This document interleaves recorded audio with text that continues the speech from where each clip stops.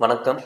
ஸ்ரீ சக்தி விநாயகர் ஜோதிடம் ஜெகதீஸ்வரனின் அன்பு நேயர்களுக்கு என் அன்பான வணக்கங்கள். நம்ம இந்த காணொலியில என்ன பார்க்க போறோம்னு பார்த்தீங்கன்னா, மார்ச் மாதம் கடகராசி பலன்கள் நம்ம பார்க்க போறோங்க. பொதுவாகவே கடகராசியோட அதிபதி பார்த்தீங்கன்னா சந்திரன். எப்பவுமே கடகராசிக்காரங்க பார்த்துட்டீங்கன்னா ஒரு ஆசைகளும் கற்பனைகளும் நினைச்சது சாதிக்கணும், நினைச்சதை அடையணும், எப்படிப்பட்ட பிரச்சனை வந்தாலும் தன்னுடைய டார்கெட்டை அச்சீவ் பண்ணணும் அப்படிங்கிற எண்ணம் எப்பவுமே கடகராசிக்காரங்களுக்கு இருக்கும். அதாவது ஆசைகளும் அவங்களுக்கு அதிகமா இருக்கும், கற்பனைகளும் அதிகமா இருக்கும், அது மட்டும் இல்லாம முன்கோபங்களும் அதிகமா இருக்கும். கிட்டத்தட்ட பாத்தீங்கன்னா இந்த டிசம்பர் மாதத்துல இருந்து சனியோட பார்வை அவங்க மேல விழுந்ததுனால நமக்கு அஷ்டம சனி.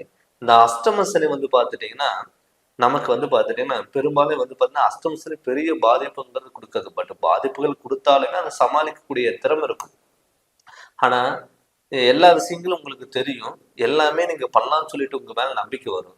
ஆனா கிட்டத்தட்ட இந்த ஒரு அஷ்டம சனினால பாத்தீங்கன்னா நீங்க எதுக்கு எடுத்தாலும் ஒரு பயம் வரும். ஐயோ சனி நம்ம ஏதாவது பண்ணிருமா, சனி ஏதாவது நமக்கு பாதிச்சிருமா அப்படிங்கிறது அந்த பயத்தினாலேயே நீங்க என்ன பண்ணுவீங்கன்னா வந்த வாய்ப்பை நீங்களே வேண்டாம்னு சொல்லி அதை விலகி வச்சிருவீங்க.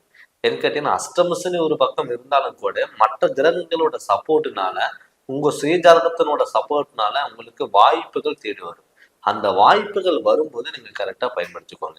ஏன்னு கேட்டீங்கன்னா கிட்டத்தட்ட ஒரு 3-4 மாசம் பாத்தீங்கன்னா அந்த சனிப்பெயர்ச்சிக்கு அப்புறம் பாத்துட்டீங்கன்னா அந்த பயத்தினால என்ன ஆகும்னா கோபம் அதிகமா வரும், பிடிவாத குணங்கள் இருக்கும். ரெண்டாவது உடல் ஆரோக்கியத்துல தொந்தரவுகள் கொடுத்துருக்கும், கணவன் மனைவிக்குள்ள கருத்து வேறுபாடுகள், உடல் ஆரோக்கியத்துல தொந்தரவுகள், தொழில்ல குழப்பம், தொழிலுக்கு போக முடியாது, கடன் தொல்லைகள், ஹாஸ்பிட்டல்ல செலவு விரயம், ஒருத்தருக்கு நீங்க நல்லது பண்ண போனா கெட்டதா முடியுறது, இது மாதிரி சூழ்நிலைகள் எல்லாமே உங்களுக்கு வந்திருக்கும். அதுக்கு காரணம் பாத்தீங்கன்னா பயம். எப்பவுமே அஷ்டமசனி ஒரு பக்கமா இருந்தாலும் கூட உங்க ராசிநாதன் உங்களுக்கு நல்லாவே இருக்கு. அது இல்லாம உங்க ராசிக்கு பாத்தீங்கன்னா 3ஆம் இடத்துல பாத்தீங்கன்னா கேது பகவான் இருக்கு. கேது பகவான் இருக்கு. 2வது லாபஸ்தானத்துல பாத்தீங்கன்னா உங்களுக்கு குரு பகவான் இருக்கு. இப்படி இருக்கும்போது உங்களுக்கு என்னன்னா ஒரு பிரச்சனை வந்தாலும் சமாளிக்கக்கூடிய ஒரு திறமை இருக்கும். ஏன்னு கேட்டீங்கன்னா மேசராசிரத்துல குரு, மேனராசியில ராகு பகவான் இருக்கும்போது ஒரு பிரச்சனை வருது, அதுல எப்படி சமாளிக்கலாம், அதுல இருந்து அடுத்த லெவலுக்கு நம்ம என்ன பண்ணலாம். ஆனா என்ன ஒண்ணுனா நீங்க இந்த மாதத்துல ஆடம்பரங்கள் முடிஞ்ச அளவுக்கு தவிர்த்துக்கோங்க.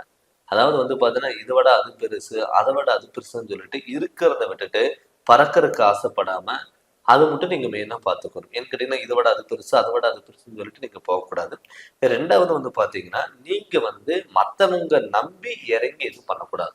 அதாவது உங்களுக்கு வர வேண்டிய ஒரு வாய்ப்பு, உங்களுக்கு கொடுக்க வேண்டிய ஒரு பொறுப்பு பாத்தீங்கன்னா நீங்க மத்தவங்களுக்கு கொடுக்க கூடாது. அப்படி மத்தவங்களுக்கு கொடுக்கும் போது என்ன ஆகும்னா அது உங்களுக்கு தடங்களா மாறலாம்.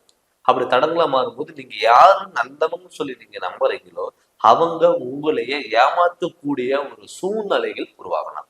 அதனால முடிஞ்ச அளவுக்கு நீங்க என்ன பண்றீங்கன்னா மத்தவங்களை சார்ந்து எது நீங்க பண்ண வேண்டாம்.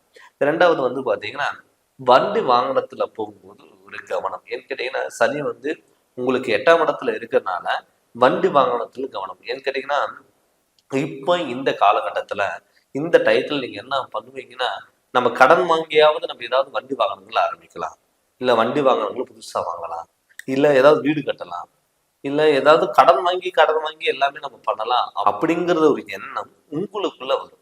அப்படி உங்களுக்குள்ள வரும்போது அந்த ஆசைகளை தோண்ட வைக்கும். அப்படி ஆசைகளை தோண்ட வைக்கும் போது அது சில டயத்துல உங்களுக்கு கிடைக்காத பட்சத்துல கோபத்தினோட வெளிப்பாடுகள் அதிகமா இருக்கும். அப்படி கோபத்தினோட வெளிப்பாடுகள் அதிகமாகும் போது குடும்பத்துல கருத்து வேறுபாடுகள் வரும். நான் என்ன சொல்றது, நீ என்ன கேட்கறது அப்படிங்கிறது கணவன் மனைவிக்குள்ள கருத்து வேறுபாடுகள் வரும். அம்மா அப்பானாலையும் நமக்கு மன உளைச்சல் வரும். நம்மளால அவங்களுக்கு மன உளைச்சல் வருமே தவிர அவங்களால நமக்கு மன உளைச்சல் வராது. அதனால நீங்க எது பண்ணாலும் யோசிச்சு நிதானமா நீங்க பண்ணுங்க. 2வது பார்த்துட்டீங்கன்னா ஏதாவது வகையில சுப விரயங்கள் நீங்க பண்ணுங்க. அசையா சொத்து, அதான் அசையா சொத்துங்கிறது பாத்தீங்கன்னா வீடு கட்டலாம், இடம் வாங்கலாம், பழைய வீடு ஆல்ட்ரேஷன் பண்ணலாம். இதுக்கு முன்னாடி பாத்தீங்கன்னா நீங்க வீடு கட்டுறதுக்கு நீங்க ஸ்டெப் எடுத்தீங்கன்னா தடங்களா இருக்கும். ஒரு லோனுக்கு போயிருந்தாலும் லோன் கிடைக்கக்கூடிய சுச்சுவேஷன் இருந்திருக்காது.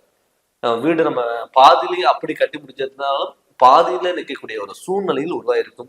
ஒரு இன்ஜினியரிங் உங்களுக்கு சப்போர்ட் பண்ணாம போயிருக்கலாம், மேஸ்திரிகள் சப்போர்ட் பண்ணாம போயிருக்கலாம். இது எல்லாமே உங்களுக்கு நடந்திருக்கும். ஆனால் இந்த மாதத்துல பாத்தீங்கன்னா உங்களுக்கு எல்லாமே அமையறதுக்கான ஒரு வாய்ப்புகள் இருக்கு. அதனால நீங்க வீடு கட்டுறதுக்கு, இடம் வாங்குறதுக்கு, பழைய வீடு ஆல்ட்ரேஷன் பண்றதுக்கும் திருமணம் பண்றதுக்கும் இது எல்லாமே நீங்க தாராளமா பண்ணலாம். அப்படி நீங்க தாராளமா நீங்க பண்ணும்போது என்ன ஆகுனா உங்களுக்கு சுப விரயங்கள் வராது, ஹாஸ்பிட்டல் செலவு விரைய வராது. எப்பயுமே ஒரு கடன் வாங்கி ஒரு வீடு கட்டினா நமக்கு புரோஜனமா இருக்கும். கடன் வாங்கி கொண்டு போய் ஹாஸ்பிட்டல் கொடுத்துட்டு வந்தா என்ன ஆகும்? கடனுக்கு கடனமாகும், விரயத்துக்கு விரயங்களாகும். அதனால முடிஞ்ச அளவுக்கு நீங்க சனிக்கிழமை அன்னைக்கு நான்வெஜ் சாப்பிடாம விநாயகரோட வழிபாடுகளும் ஆஞ்சநேயரோட வழிபாடுகள் இருந்ததுன்னா உங்களுடைய வாழ்க்கையில மிகப்பெரிய மாற்றங்கள் வரும், மிகப்பெரிய செல்வாக்கு நிலை உயரும். அப்படி உயரும் போது உங்களுடைய நீங்க நினைச்ச காரியங்கள் அது கைக்கூடி வரும். அதே மாதிரி அஷ்டம சனியில பாத்தீங்கன்னா திருமணங்கிறத நீங்க தாராளமா பண்ணலாம். ஆனால் அவசரப்பட்டு எதுவும் முடிவெடுக்காம எது பண்ணாலும் யோசிச்சு நிதானமா நீங்க பண்ணும்போது நீங்க எடுக்கக்கூடிய ஒரு செயல் அமைப்பு உங்களுக்கு அற்புத பலன்கிறது கண்டிப்பா கிடைக்கும். அதனால நீங்க மெயினா அதை பார்த்துக்கோங்க. ரெண்டாவது தொழில் பாத்தீங்கன்னா தொழில் இதுக்கு முன்னாடி பாத்தீங்கன்னா தொழில்ல எந்த ஒரு விஷயம் எடுத்தாலும் தடங்கள். இத்தனை நாள் ஒரு ஒரு இடத்துல நான் ஒரு 10 வருஷமா ஒர்க் பண்ணிட்டு இருக்கேன், எனக்கான அங்கீகாரம் இல்லை, அந்த இடத்த விட்டுட்டு நம்ம வெளியே வரலாம் அப்படிங்கிறது தோணும். புதுசா யாராவது அந்த இடத்துக்கு வந்திருப்பாங்க, அவங்களுக்கு முன்னுரிமை தருவாங்க, நமக்கு தந்திருக்க மாட்டாங்க. அதனால என்ன ஆகும்னா நம்ம இந்த ஒர்க்கே வேண்டாம், நம்ம வேற இடத்துக்கு போகலாம் அப்படிங்கிறது ஒரு எண்ணம் உங்களுக்குள்ள வரலாம். அது நீங்க முடிஞ்ச அளவுக்கு நீங்க தவிர்த்துக்கோங்க. ஏன்னு கேட்டீங்கன்னா மேல் அதிகாரிகளோட திடீர் சப்போர்ட்டுங்கிறது உங்களுக்கு கிடைக்கும். அதே மாதிரி வெளியூர் பயணங்கள், வெளிநாடு பயணங்கள். நான் வெளிநாட்டுல எத்தனை நாள் இருந்தேன், எனக்கான அங்கீகாரம் இல்லை, நான் எல்லாத்துக்கும் உழைச்சு கொடுக்குறேன், எனக்குங்கிறது எந்த ஒரு அங்கீகாரமே இல்லாம இருக்கு, அதனால சொந்த ஊருக்கு போயிடலாமா, இல்ல சொந்த ஊருக்கு போயிட்டு சொந்த இடத்துக்கு போயிட்டு நம்ம அங்க ஏதாவது சொந்த தொழில் பண்ணலாமா அப்படிங்கிற நினைப்புகள், ஒரு எண்ணங்கள் எல்லாமே வரலாம். அது முடிஞ்ச அளவுக்கு தவிர்த்துக்கோங்க. முடிஞ்ச அளவுக்கு நைட் நேரத்துல வண்டி வாகனத்துல போகும்போது ரொம்ப ரொம்ப கவனமா வைங்க. அகல்கால் வைக்கக்கூடாது. நான் சொன்ன மாதிரி ஆரம்பத்துல இருந்து நான் தான் சொல்றேன், அகல்கால் வைக்காதீங்க, ஆடு மரங்கள் சேர்க்காதீங்க. அப்படி இருந்தீங்கன்னா உங்களுடைய வாழ்க்கையில மிகப்பெரிய மாற்றங்கள் வரும், செல்வாக்கு நிலைகளும் உயரும். இந்த மாதத்துல திடீர் திருப்பமுனை அமையும், அது எல்லாமே உங்களுக்கு அமையும். ரெண்டாவது, கணவன் மனைவிக்குள்ள விட்டு கொடுத்துட்டு போறது நல்லது.